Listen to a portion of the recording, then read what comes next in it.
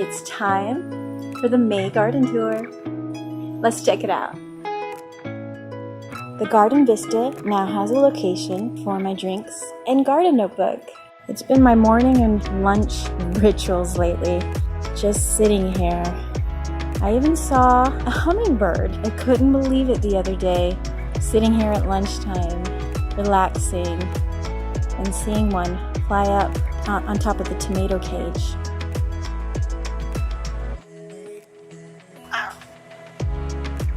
If we walk this way, I've put in 4 tomato plants and this Ford hook squash.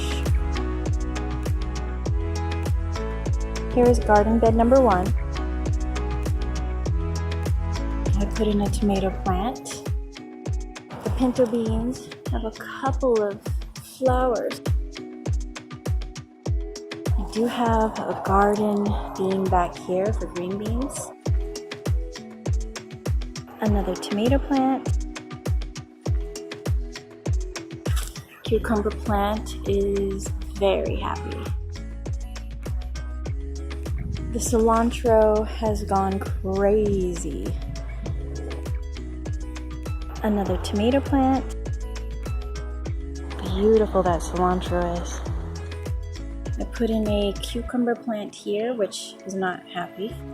Future plans for garden bed 1. Plant peppers and companion plants. Peppers don't play well with beans, so I'm going to have to be real careful on where I place the peppers. Garden bed 2.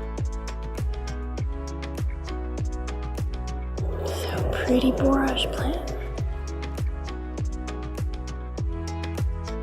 Celery is going to seed, probably like 4 feet tall. Tomato plants are getting taller. This one is my first one in the garden. The chamomile is not really growing that much, probably because of the shade from the celery. And the 2 squashes back here are doing fabulous. This one's doing well too. Put the holy basil in here. A basil plant that I had under grow lights. Another tomato plant. The garlic has gotten super unhappy. It doesn't want to stand like it used to, so I'm not sure what happened there. Future plans for garden bed 2. Move the celery to a shady location, and eventually some winter squash. As for the aeration pots, I have amazing squash. And look at the size of the blooms here. This is a Ford hook squash, so it'll be kind of like a zucchini. Tom Thumb tomato. I am so excited about this plant this year. He's so petite. And he fits in these little tiny aeration pots. I cannot wait to get some tomatoes out of him this year. Cauliflower. Malabar spinach. Cauliflower. A lot of squash. The borage has gotten so humongous. Kale, some beets. So that's a cucumber. The chamomile is getting bigger and bigger. I'm very excited about that. More nasturtiums. Some okra back there with some thyme. Future plans for the aeration pots. Plant the ground cherries and more flowers to attract beneficial pollinators. If you recall right, I had mentioned I wanted to get a bird bath. Let's check it out.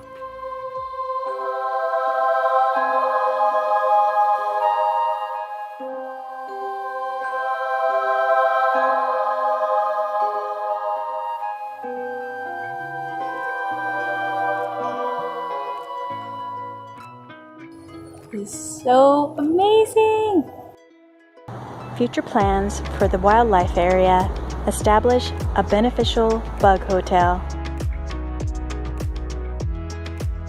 The cucumber that I was worried about last month is doing fabulous. It is actually growing up here into my other tomato plant. So there is a little bloom down there too. So I'm very excited for dragon egg cucumbers this year. This Amish tomato is doing incredible. Another tomato plant.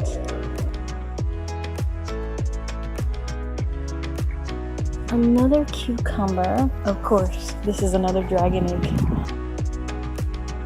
We've got some lettuce in here. This mammoth is doing great. I'm worried that the bottom guy's not getting enough sun, but he's trying. He grows stronger every day. Little chocolate cherry. And of course the red queen's doing fine back here.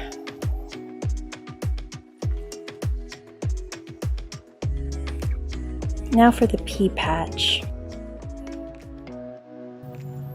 Really happy to see some marigolds and this beautiful nasturtium. Strawberries are doing fabulous.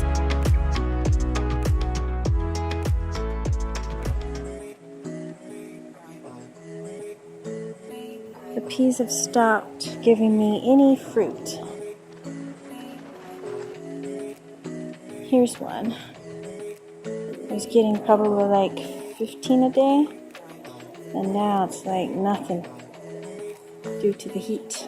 Here's the state of the pea patch. Future plans for the pea patch: retire the peas, move the strawberries to the strawberry patch, interplant with tomatoes, peppers, lettuce, onion, and other companion plants. I think I have about 10 tomato plants that have got to get in the ground. And then we've got some basil and some lemon balm that I'll be putting in different spots. And I'll be doing that in the next week or two.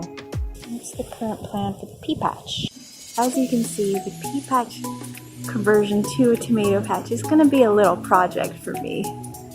I'll have to refresh the soil. I'll need to get some eggshells and some worm compost in the soil, and I'll just have to really work at making sure that soil is amazing for my baby tomatoes.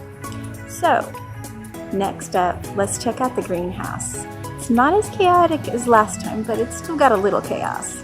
So here's my workstation. I've got some potting soil with a little bit of perlite and some vermiculite in it, pods that I want to plant, some fabric pots, and more of the pea pellets are one of my favorite lazy gardener things to do.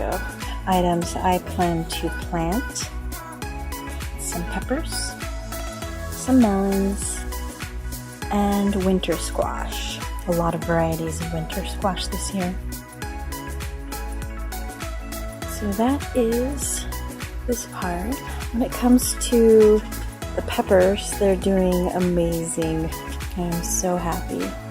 I have kept them in the greenhouse to ensure that no change of weather, which I've had frequently. I've had everything from mid-90s to 40s. I'm so glad my little pepper plants are doing safely in here. Walking this way to the grow lights.